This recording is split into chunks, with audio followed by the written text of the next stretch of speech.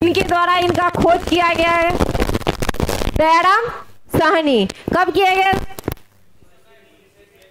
1921 में। सबसे पहले हड़प्पा नामक स्थान पर खोजे जाने के कारण इस सभ्यता का नाम क्या पड़ा था? हड़प्पा।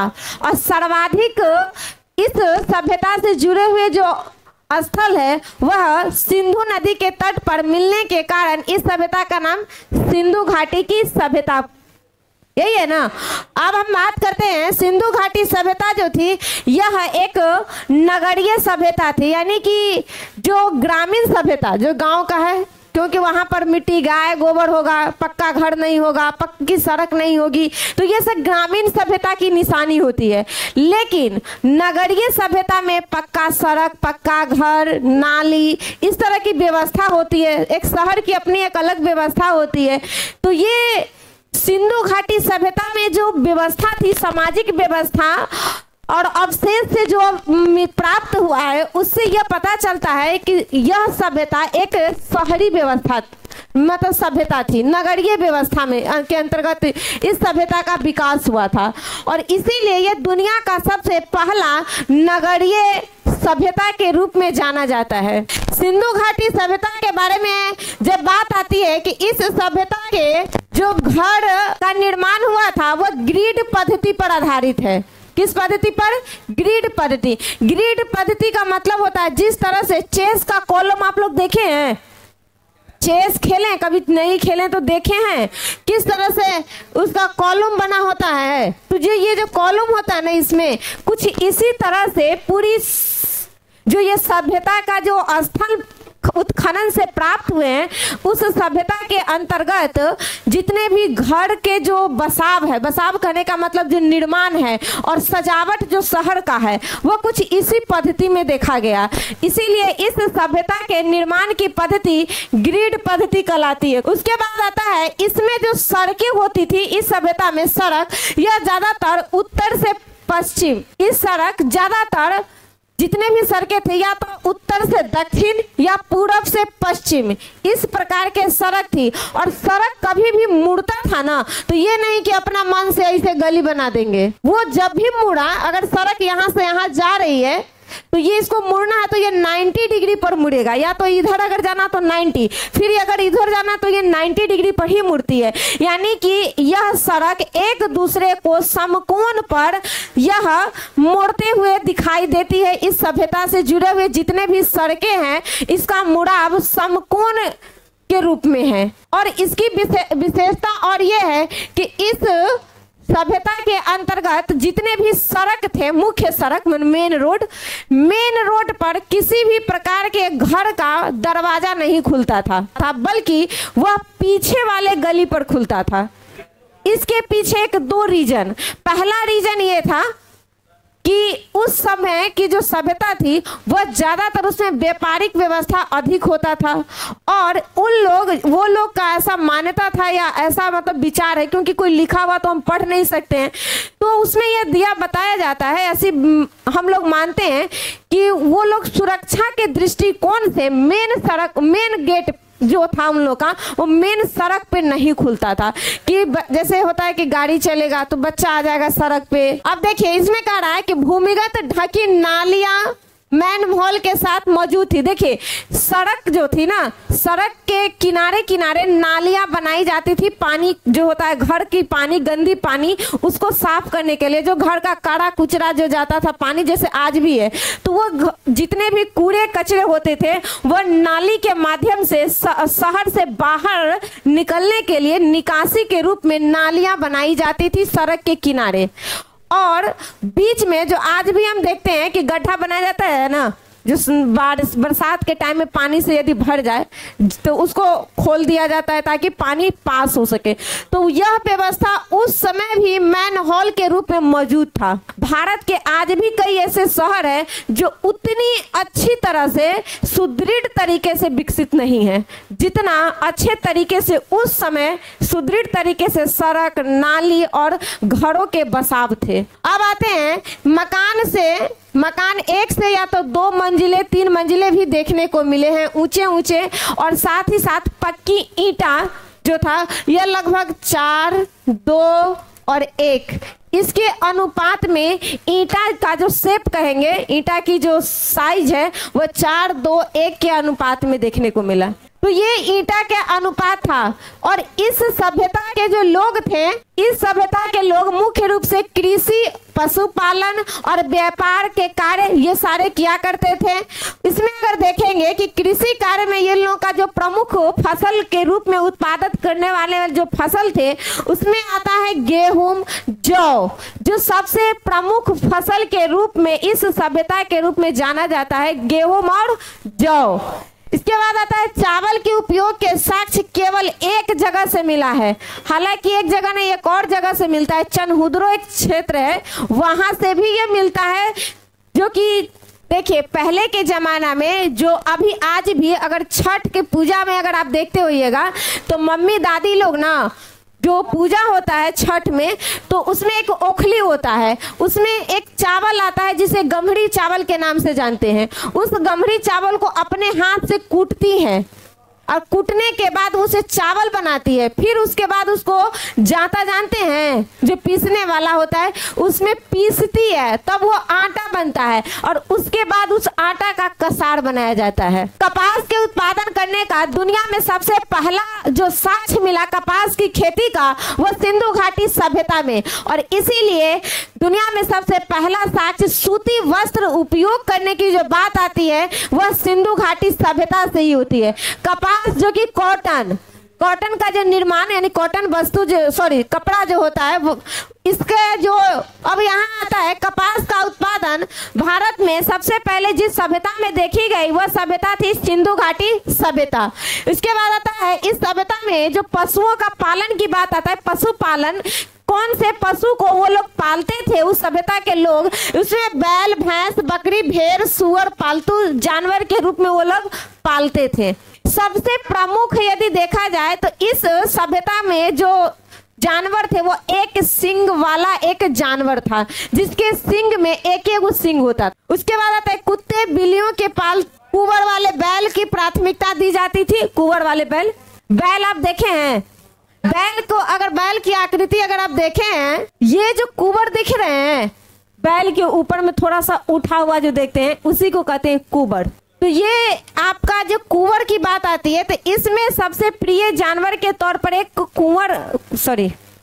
कुंवर वाला बैल, जिसका कुंवर देखने को मिलता था। बैल में भी ऐसे कई बैल है जिसका कुंवर नहीं होता, यानी कि उसका पीठी वाला जो ऊपरा हिस्सा होता है वो उठा हुआ नहीं भी रहता है। बहुत सारे ऐसे बैल है। लेकिन अगर आप ना गांव में बहुत बूढ़े बैल को देखिएगा, जो पुराने देसी बैल और बूढ़ा भी, क्योंकि ज्यादा छोटा होगा तो उतना नहीं दिखेगा स्पष्ट तौर पे, लेकिन बैल में बूढ़ा बैल अगर होगा तो वो ज्यादा स्पष्ट तौर पर आपको दिखेगा उसका कुंवर बड़ा सा। अब आता है कि गधे और ऊंट को बोझ उठाने वाले, गधा और ऊंट को, ये जो जानवर थे उनको ना सामान ढोने के लिए इस्तेमाल किया जाता था। इन जानवर का, गधा का और ऊंट का जानवर के रूप में। धार्मिक विश्वास के रूप में अगर देखा जाए तो इस सभ्यता के समय में जो लोग थे वो प्रकृति पूजक थे। प्रकृति पूजक यानी कि जो जैसे पेड़ की पूजा करना, मिट्टी की पूजा यानी धरती की पूजा करना,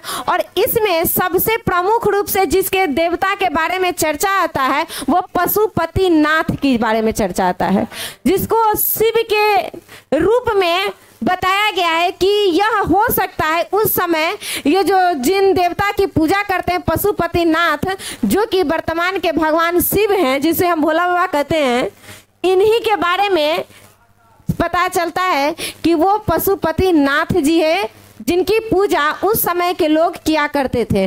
मातृ देवी की पूजा, इसमें क्या हुआ है कि एक इस हल्ला नहीं कीजिए, मोहनजोदड़ो में एक मोहनजोदड़ो के क्षेत्र से ना मातृ देवी की एक मूर्ति ऐसा मिला जो मिट्टी का बना हुआ, जिसे मूर्ति के गर्भ से मूर्ति एक बनाया गया और उसके गर्भ से एक वृक्ष को यानी पेड़ का छोटा पौधा उस पर चित्रित किया हुआ दिखाया गया है, जिससे यह पता चलता है कि उस सभ्यता के जो लोग थे ना वो मातृ देवी की पूजा किया करते थे।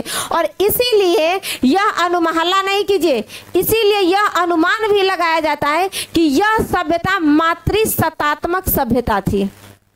यहाँ पर माता का वैल्यू बहुत ज्यादा था। किस सभ्यता में? सिंधु घाटी सभ्यता में।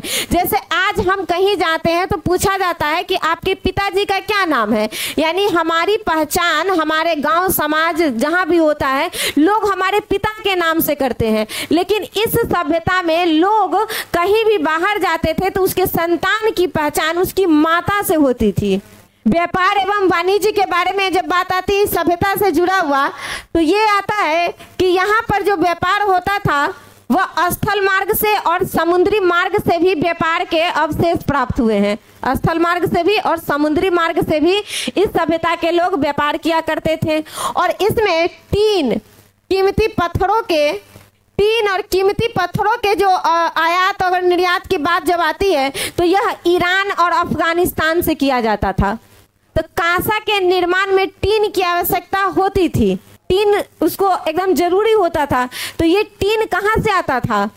ईरान और अफगानिस्तान के क्षेत्रों से। कर्नाटक जो कि है यह कर्नाटक से सोना, कोलेरा का खान जो कर्नाटक में पड़ता है, कोलेरा का खान जो कि सोना के लिए बहुत ज्यादा आज भी प्रचलित है और उस समय में भी है क्योंकि उसके बारे में ही चर्चा है। तो कर्नाटक में जो कोलेरा का खान है वहीं से सोना के बारे में जो प्राप्ति की बात आती है, सोना आयात करने की जो बात आती है सिंधु घाटी सभ्यता में, तो ये लोग सोना कर्नाटक से ही प्राप्त करते थे।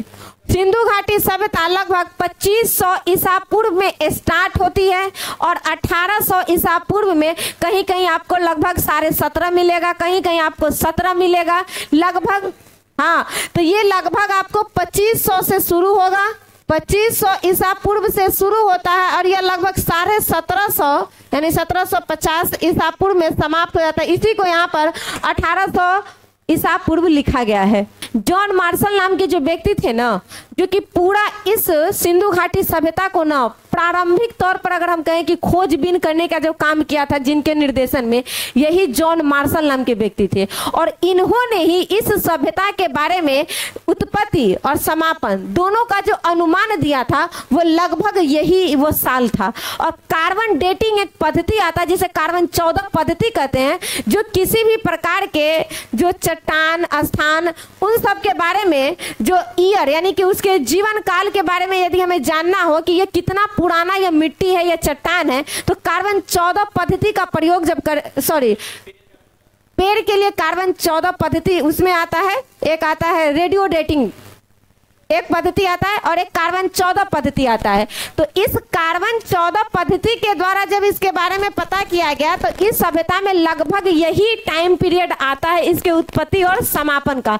इसीलिए लगभग अगर हम मानते हैं कि इस सभ्यता का उत्पत्ति और समापन कब हुआ, तो ये आ जाता है 2500 से लेकर के 1750 ईसा पूर्व। इसमें जब आ जाता है तो ये सिंधु घाटी सभ्यता में प्रमुख नदी के बारे में आर्य के देखिए, इसकी सभ्यता के उत्पत्ति के बारे में जब बात आती है कि इस सभ्यता को किस व्यक्ति ने के द्वारा बसाया गया और किसके द्वारा इस सभ्यता का समापन हुआ, इस सभ्यता के समापन के संबंध में कोई एक मत नहीं है। कोई कहता है कि बाढ़ के कारण यह सभ्यता समाप्त हो गया, किसी ने कहा कि पर्यावरणीय जो जलवायु परिवर्तन है इसके कारण यह सभ्यता समाप्त हुआ।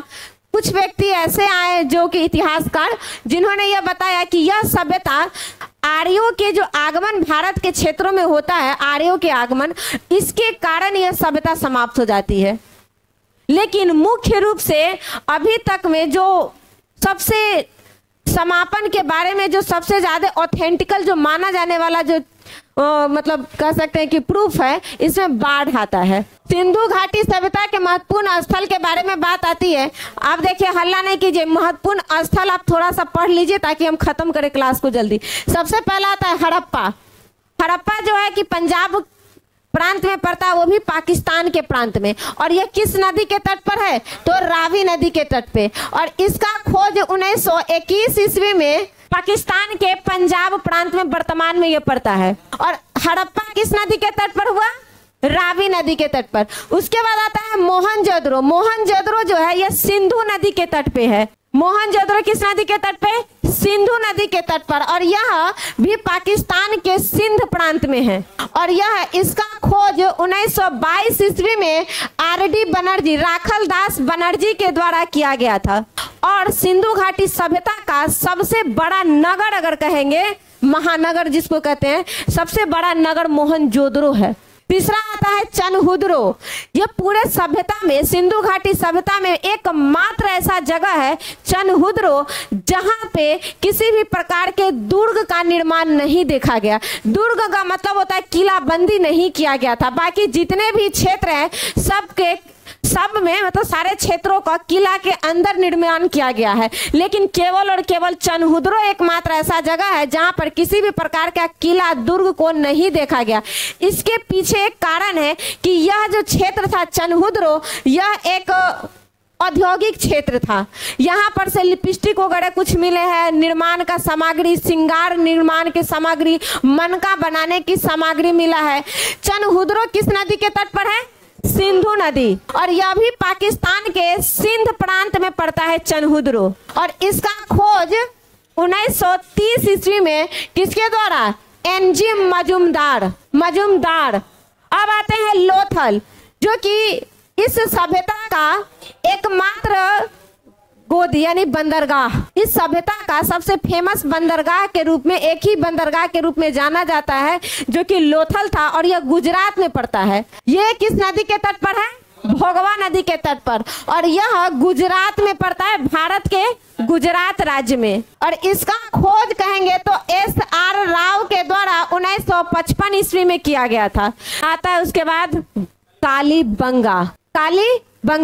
यहाँ से काली रंग की चूड़ियां मिला था कालीबंगा से। घग्घर नदी के तट पे, कालीबंगा किस नदी के तट पे? घग्घर नदी के तट पे। और यह राजस्थान में स्थित है। कालीबंगा कहाँ है?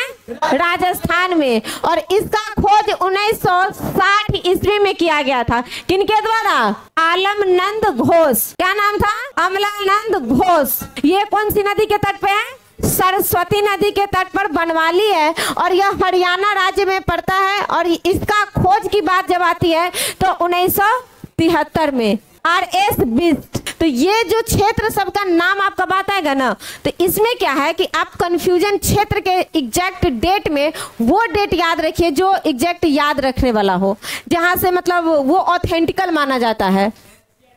एनसीईआरटी। तो डेट को लेकर के कंफ्यूजन नहीं कीजिए आप लोग।